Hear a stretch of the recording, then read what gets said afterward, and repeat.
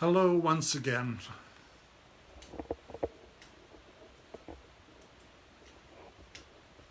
Can you see Santa okay? Glad you're here. This is Santa reading Christmas stories. Not only live, but you'll be able to go and look at them later on. Just go to YouTube and search on Santa Jeff Claus. Santa Jeff Claus, and you'll be able to find these stories that I'm reading and watch them with your family, friends, brothers, sisters, whoever you like. YouTube, Santa Jeff Claus. There will be probably a total of about 20 books in the next week or two that Santa will be reading. So far, I think Santa's read 4, and we have a couple more to read. After each story, I will pause and turn off the broadcast for a few minutes so one of my elves can come and mess with the camera and move the video to where it needs to be moved. It'll take about 5 minutes in between stories. So stay with us as we read. This is a story called The Year of the Perfect Christmas Tree. Wow.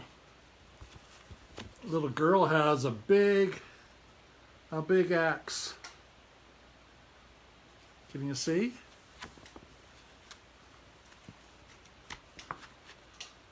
The Year of the Perfect Christmas Tree by Gloria Houston. And the artwork is by Barbara Cooney.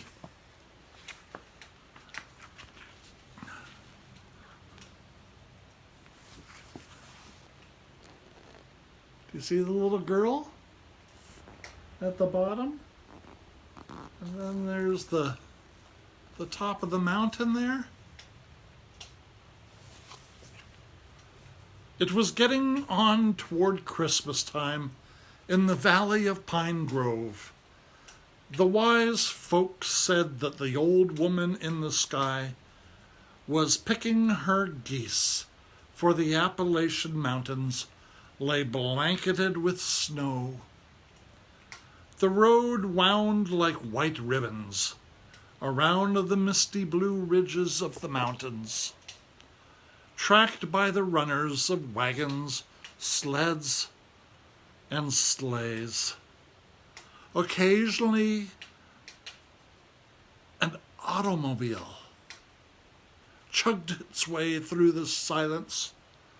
Across the ocean, the Great War raged, but in the valley, all the war was not there, and the valley was at peace. It was getting on toward the Christmas that Ruthie, the little girl, would never forget. The Christmas when the village almost did not have a Christmas tree. It happened this way, as Ruthie told it to me. "Come, my pretty young un," Papa had said one day early in the spring. "It is time to go and choose the town's special Christmas tree for the village church." "But Papa, Christmas will not come for a long, long while," said Ruthie. "The trees, some of them, are now just in blossom." "Oh, we must choose a special tree, a tree that does not blossom. We will mark it and we will return to get the tree later on. It is the custom in our village," said Papa, "for one family is to give to all of the folks in the village, and up on every hill and holler a Christmas tree for Pine Grove Church. This year, it's our turn. Some years, a timbering man will give a fat, round laurel from the Northy Coves, the kind the outlanders call rhododendron. Other years, the holler folk may bring a cedar throughout the village church. "What kind of tree shall we have, Papa?" said Ruthie. "We shall have a balsam Christmas tree, my very pretty young Ruthie. The balsam grows up on the very tip-top of the mountains. It's a perfect tree. It grows up high, near to the heavens."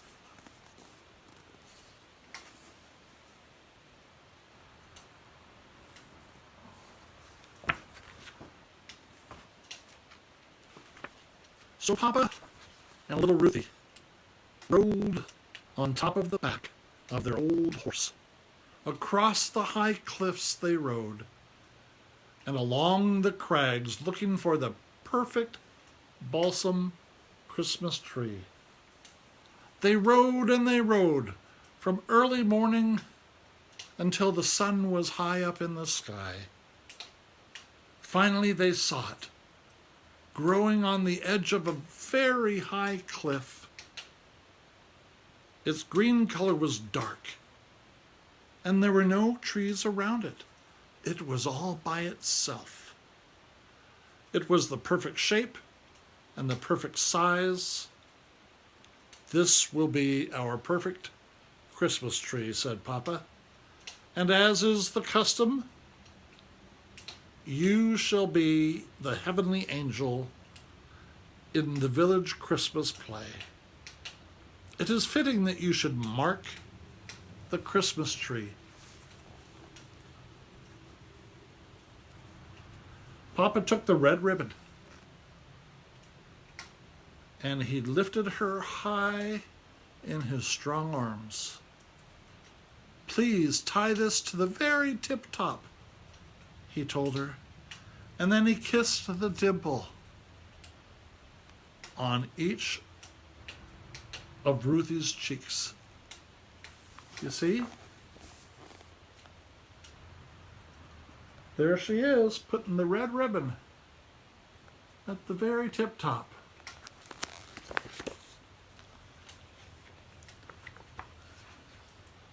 Papa kissed her dimples. I don't think Santa has dimples. Sometimes when little girls and boys, and sometimes ladies too, when they visit Santa, they tell me about a Christmas song, and it's called "I Saw Mommy Kissing Santa Claus." And so they give Santa a kiss on the cheek. A lot of times they have a camera and we take funny photos. Santa makes a funny face. They kiss Santa on the cheek and I go, it's a fun tradition for many people. Do you see Mama and Ruthie working in the yard? Why are they doing that? Where's Papa?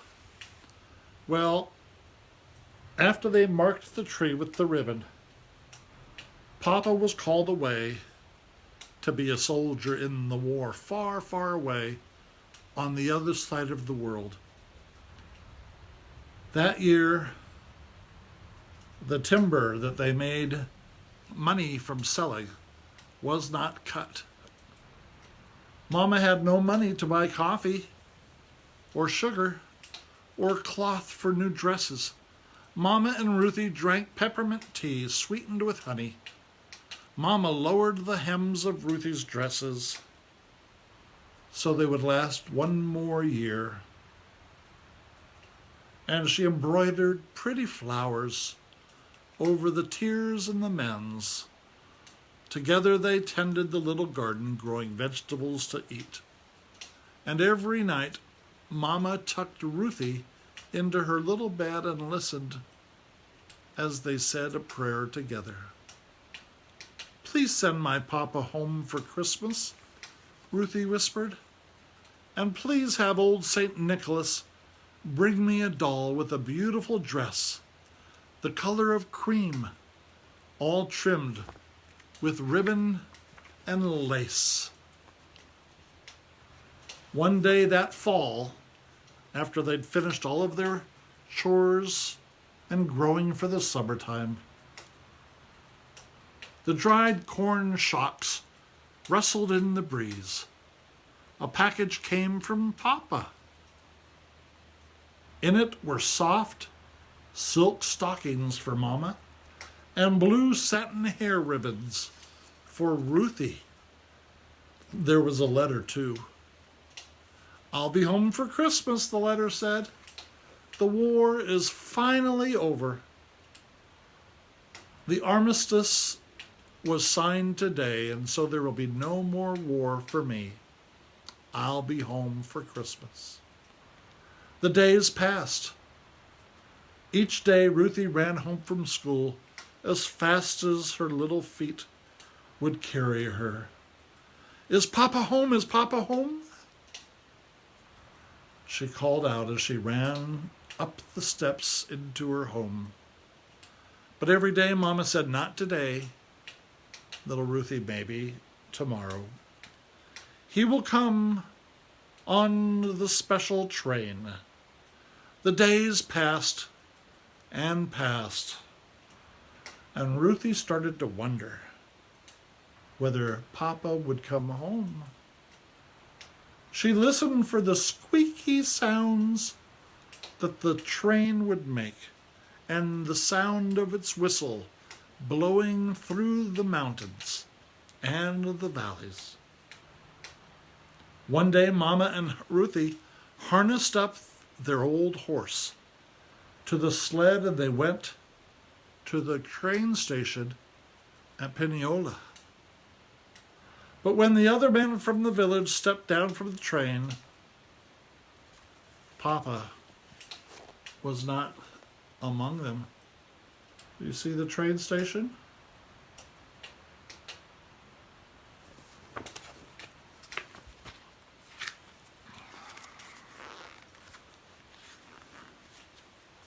What are they doing? Look, it's an old-fashioned school. An old-fashioned school. There's the teacher.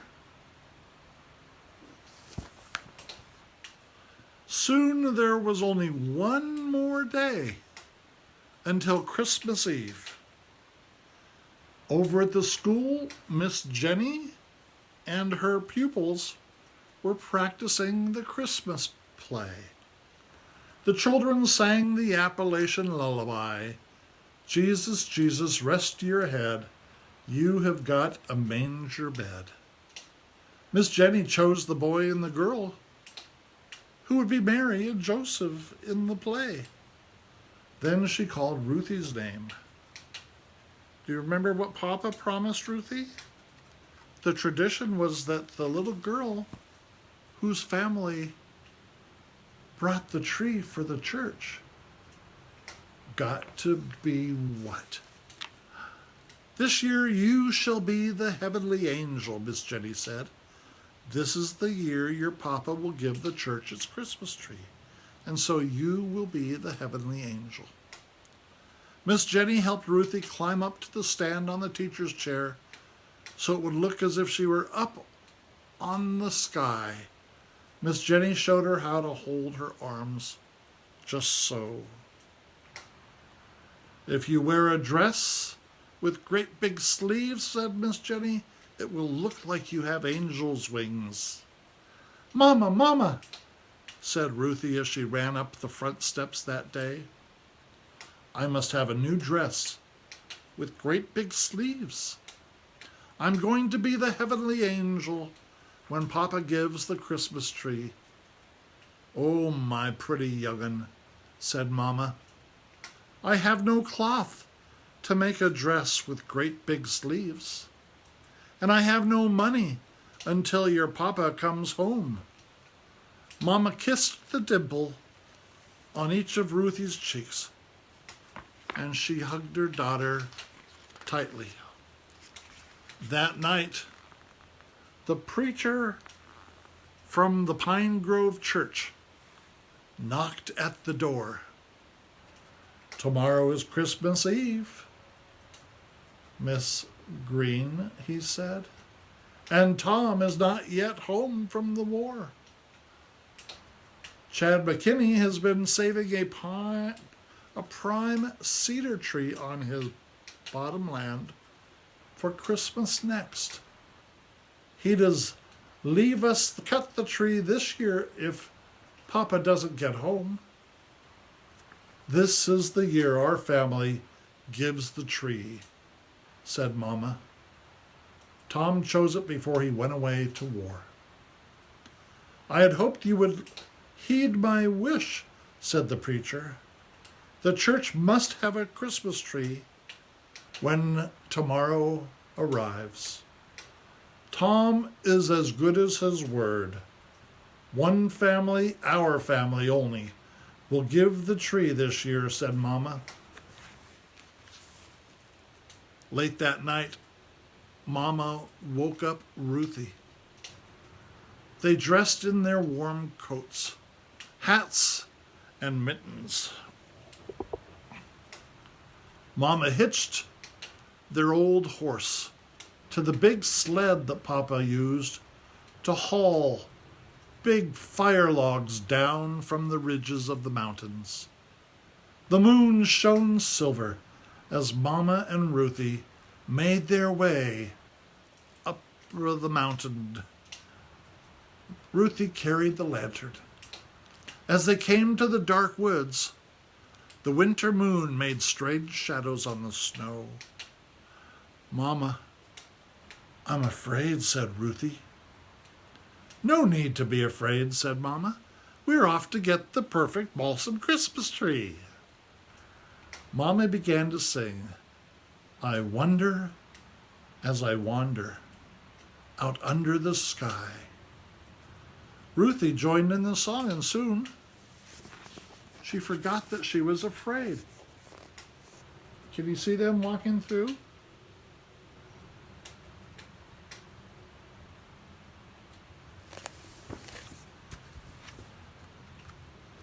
It's very dark here at the North Pole.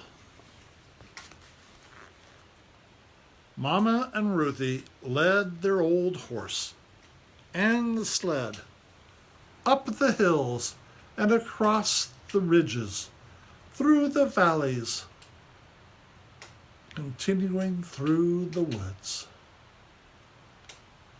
But they could not find the perfect balsam Christmas tree. Papa says the balsam grows high on the rocky crags up near heaven, where only a venturesome man will go," said Ruthie. "The rocky crags," said Mama. "We have a long climb ahead of us. We're not there yet, Ruthie." Slowly they led the old horse along the ridge to the highest peak. On Grandfather Mountain is where they saw it. They could see the village sleeping way down in the valley below. Finally, at the edge of the highest cliff, they saw the balsam standing alone. "There it is, Mama, there it is, look! See, there's my ribbon bow that I tied to the very tippy top." Ruthie ran up as Mama and the old horse followed. Can you see the tree way up over here on the top? There it is. And there they are, climbing through the snow. Look what they did. You see what they did? They harvested their tree. Yes, they did. Mama and Ruthie. The blade of Papa's axe shone in the moonlight as Mama lifted it high. Whack! Crack! The sounds echoed through the rocks and the mountains and the hills. Then Mama picked up the saw and said, "Take hold of the end, my pretty young'un. Pull as hard as you ever can. We must now saw this tree down." Mama pulled, Ruthie pulled, pull, pull, back and forth, until the perfect, balsam Christmas tree fell softly into the snow. And Ruthie and Mama lifted that special tree up onto the big sled. I saw 3 ships come sailing on Christmas Day, on Christmas Day. They sang because it was still dark. Through the soft snow they led Old Horse to the church. Together they lifted the perfect balsam Christmas tree from the sled and stood it in the corner in the church. Just as the sun was rising over the hill, they hurried home. The sun was high in the winter day when a knock came at the door. I wonder who it is. Who do you think it is? "Good Christmas Eve, Preacher Olus," Mama said. "It's the church pastor.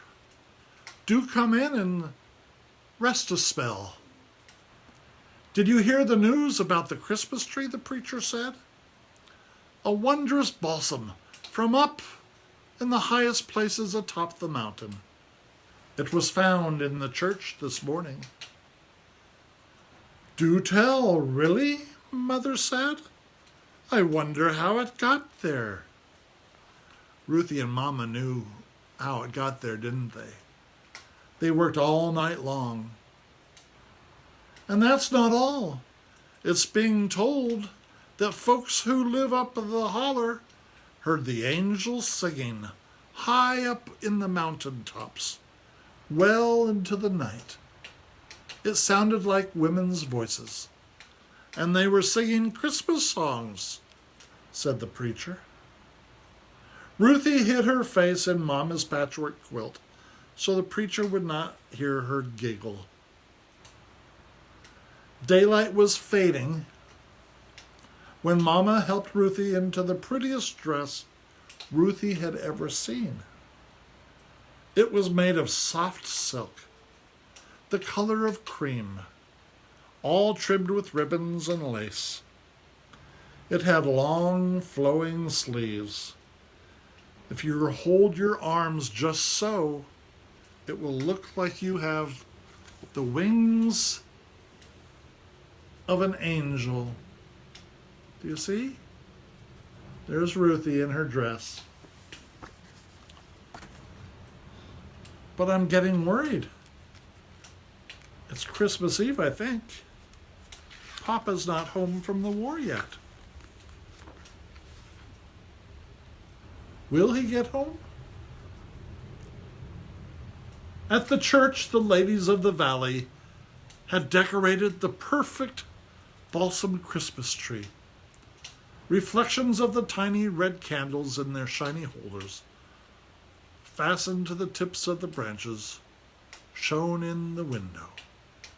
Tied to the lower branches of the tree were presents wrapped in pretty paper. On the tip, tip, tip top was a tiny angel that looked just like Ruthie. They rang the Christmas bell. From up and down the river road and from all over the hills, the folks were coming to celebrate the Christmas tree. A choir of children sat by the organ. The 3 kings waited outside behind the bed sheet curtains. Mama helped the little Mary put her doll to bed in the manger. Ruthie climbed up and stood on the preacher's big chair. The ladies pushed the bedsheet curtains back, and there we could see Ruthie, dark in the church window, surrounded by the wise men and the shepherds. She reached her arms out and looked just like an angel. "Behold, I bring you great tidings of great joy," said Ruthie. Do you see her there?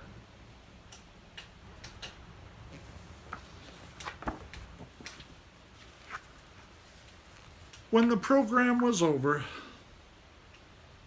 Ruthie went to sit with Mama on the front pew. Mama held Ruthie close by. Then the three kings came walking down the aisle, carrying parcels and pails filled with gifts.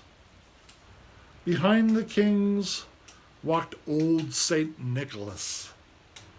He carried his sack that was filled with goodies. Old St. Nick visited the corner first. He gave each of the deacons a lump of coal or a willow switch. The folks in the church laughed. Then, to all of the children who had misbehaved, old St. Nick gave a willow switch or a lump of coal as well. Ruthie had been good that year.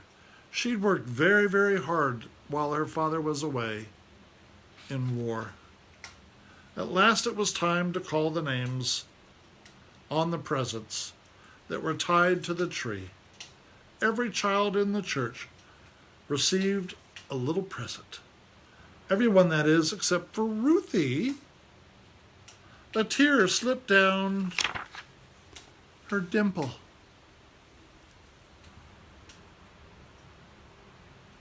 I'm trying to remember. Do you remember what Ruthie asked for? But Mama said she didn't have the things to make that very special doll for Ruthie. Let's find out what happens. Then one of the kings reached to the tip top of the perfect balsam Christmas tree. He lifted the tiny angel down off of the tree. "Why, Ruthie," said old St. Nicholas, "this tiny angel looks just like you."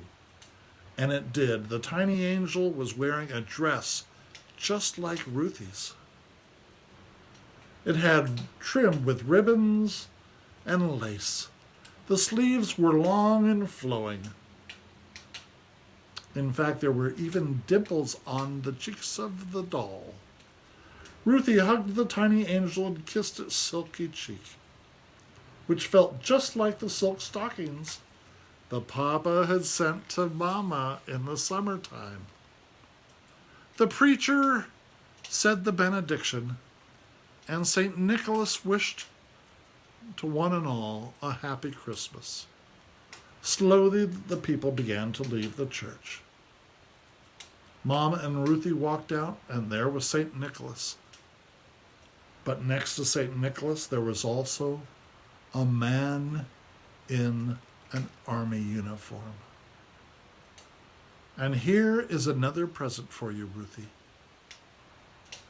Ruthie was so busy, she forgot to look up and see. "Oh, you're my pretty young'un," said Papa. And Ruthie was astounded that her father had indeed made it home in time for Christmas. And he hugged Ruthie so tightly. Mama he hugged, and the tiny angel was held tightly by Ruthie. The village folk gathered around the church steps. Someone from the village began to sing, "Silent night, holy night, all is calm, all is bright." The folk in the village joined in, but Papa, Mama, Ruthie, and the tiny angel hardly heard anyone singing. They just hugged each other and cried tears of happiness and joy. And since that time, every year, for more than 60 years, a tiny angel has stood on top of a perfect Christmas tree in someone's home or in someone's church. Some child gets the lovely doll with angel's wings where its arms shall be. That's how it happened. The Christmas of the heavenly angel and the perfect balsam Christmas tree. Grandma Ruthie told me so. And that's the story of the year of the perfect Christmas tree. Well, that's our story for this evening. I hope you enjoyed it. I hope to bring you more stories later on. Remember, you can watch these stories again on Santa's YouTube channel, Santa Jeff Claus. And remember, Santa broadcasts live every Saturday morning at 10 a.m. Pacific Time. So until we meet again, Santa loves you and bless you.